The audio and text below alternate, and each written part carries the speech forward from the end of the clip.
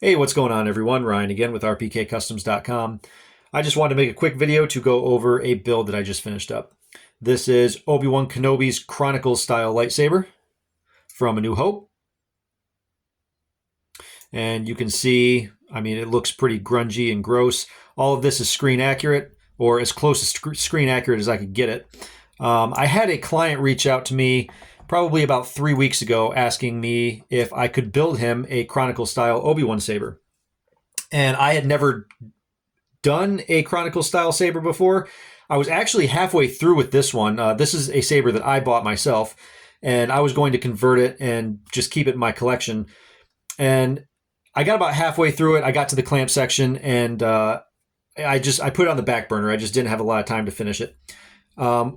One thing that I got stuck on was this used to be an FX, Roman Props FX MK1. And the FX MK1s come with this cage right here that goes in the clamp section. And I was having a hard time figuring out how I was going to mount the cotter pins you see in the clamp there. And the client that reached out to me, I told him that I was going to have to machine a new clamp section to make this a static prop. So just so that I could mount these cotter pins in the correct places. I'm sure there's a way that you can do it with the cage. I think I've seen it done before. I just I preferred to do it with a solid static clamp section. So I told him that I was going to have to machine a new clamp section, and just out of coincidence, he already had a static clamp section for a Roman Props MK1. So it was perfect timing. All the stars lined up, all that kind of good stuff. So he sent that over, and I actually went ahead. I had to machine a few things for this. First thing I had to machine, or the first set of things that I had to machine, and I did this way before he contacted me. This is when I started the build. I machined a set of brass screws for the clamp.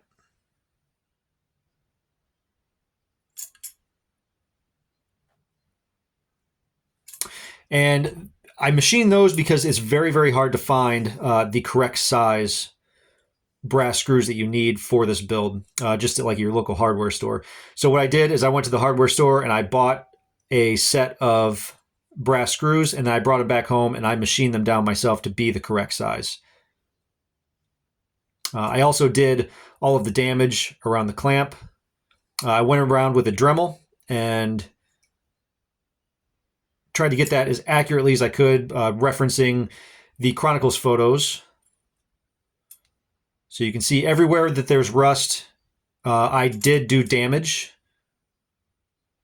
with the Dremel. So it's got a pitted effect and looks more vintage. Same with the lever. I did the same thing there. But the other things I had to machine to make this a static prop or a static kit, the Roman Props comes, the static version comes with a, it's kind of like a dished out threaded section in there. And in the reference photos, we can see that there's an aluminum insert in there. So I machined a new, I didn't have to machine the, remachine the emitter because of how the FX kit is set up. There's a dish right here to hold the blade and the NeoPixel connector and all that. So I went ahead and just machined a new plug, threaded plug to hold the rod. And this whole thing is held together with a threaded rod, the exact same way, exact same threaded rod that Roman Props uses for his static builds. So the rod goes from the emitter there that you just saw all the way down to the pommel. And I also machined a plug for the pommel. Now, there are no reference photos inside the pommel, so I'm not really sure what they use. I'm assuming it's something similar to this, just an aluminum plug to hold everything together. It could be just whatever the threaded piece that actually comes with the sync knob is. I'm not really sure. I've never had a vintage sync knob, so I'm not really sure how those are set up. But I left the cap off because in the reference photos, it does not appear to be on. But I do have the cap here. So if the client wants to put the cap on, he's more than welcome to. Like I said, I just left it off just because I don't see the cap in the reference photos. In the reference photos, it's basically sitting, I don't know, something like that.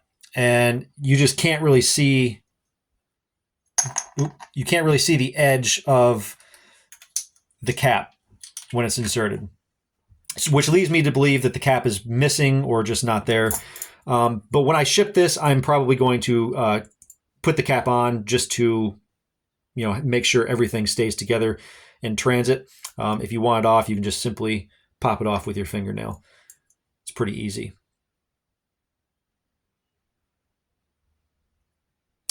And like I said, everything here is from Roman Props, except for the bubble strip. I used a Wanawanga bubble strip for this build, just because I really like Wanawanga. His bubble strips, they're just probably some of the most accurate to an actual vintage bubble strip that I can find. I think there's another bubble strip out there that's also very accurate. But I use Roy's from Wanawanga. I use Roy's for a lot of my builds.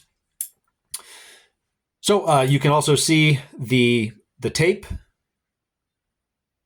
I tried to go around and cut the tape as accurately as I could, as accurately as I saw in the reference photos. And overall, this thing it looks grungy, which, I mean, if you guys have followed me and my channel for any length of time, you know that I love grungy sabers. The V2 is my all-time favorite movie prop ever made. So, the more grody-ness and grunginess, the better.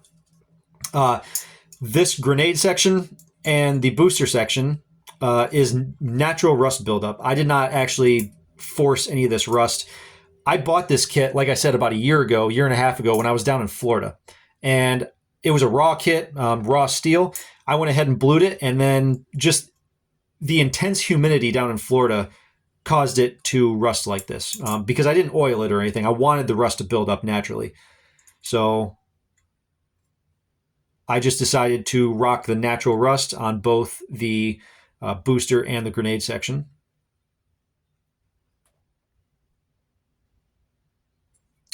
And you can see I did the accurate dents in the spinner. And I chewed up the base of the emitter like you see in the Chronicles photos. And I'm not sure if there's any theories on why this is chewed up. My theory is that they put this in a lathe to do some modifications in here, probably to put this aluminum piece in. And maybe they didn't have the lathe, the chuck tightened down all the way, and they went to go make a cut, and it just basically crashed the machine and did the damage you see here. But I tried to replicate that the best that I could. And another modification that I had to do to make this an accurate kit was there is, on the FX kit, there is a retention screw to hold the blade in. And it's a threaded hole right under the lip. I think that's it right there. I filled the hole with some epoxy, and then I just put a light coat of this brown paint, the same brown paint, rusty color paint that I use down here. I mixed that paint up myself just to make it look more accurate.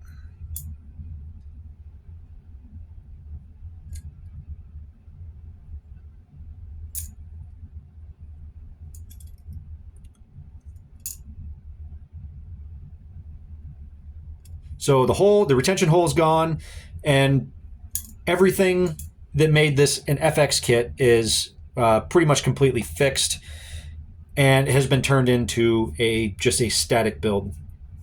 And I had a lot of fun building this, actually. I might do this to my personal MK1. I've got another one. I think I bought one of his static props or static kits probably, I don't know, a couple months ago during maybe a May the 4th sale. But I really like these MK1s. Growing up, I was never really interested in Obi-Wan Saber. And now that I'm holding them in hand, I mean, it's classic. It's iconic. Uh, the heft of this thing is insane. This thing is pretty much all steel, with the exception of the clamp section, which is aluminum, and the pommel, which is part plastic.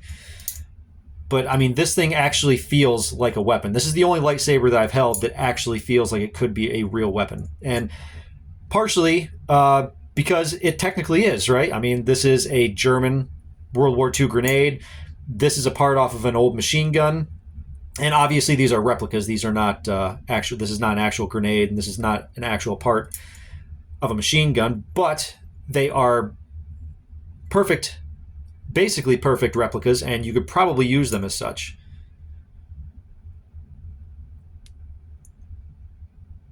Which is pretty cool.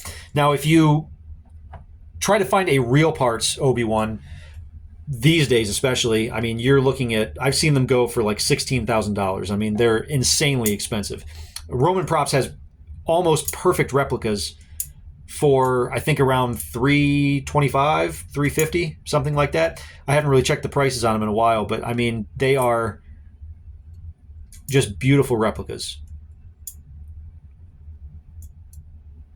The cotter pins here, they're mounted in there. They're firm. They're sturdy. You don't have to worry about knocking those out of place or anything. I do highly discourage you. I'm talking to the client. I highly discourage you from trying to take this apart. This is all set up to be in an accurate orientation. If you must take this apart, you want to hold the booster and the clamp section together and make sure those don't spin independently. And you want to just take the emitter off. And once you take the emitter off, you'll be able to just slide the pommel and the rod out straight. The reason you don't want the booster and the clamp to move independently is because of these pins right here. You will either warp them or you'll break them off completely. So, like I said, I just highly discourage you from taking this apart yourself. But, I mean, there is a way to do it, like I just said. So, I think that's it. Just give you guys one last look at it.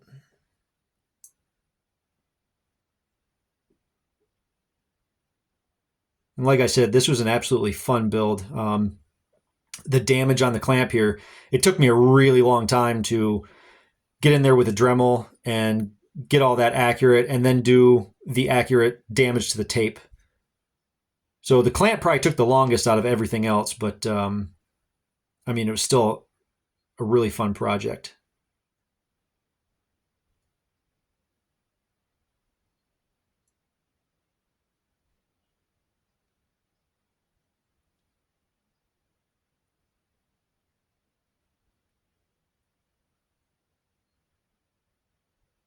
So, thanks for watching, guys, and may the Force be with you.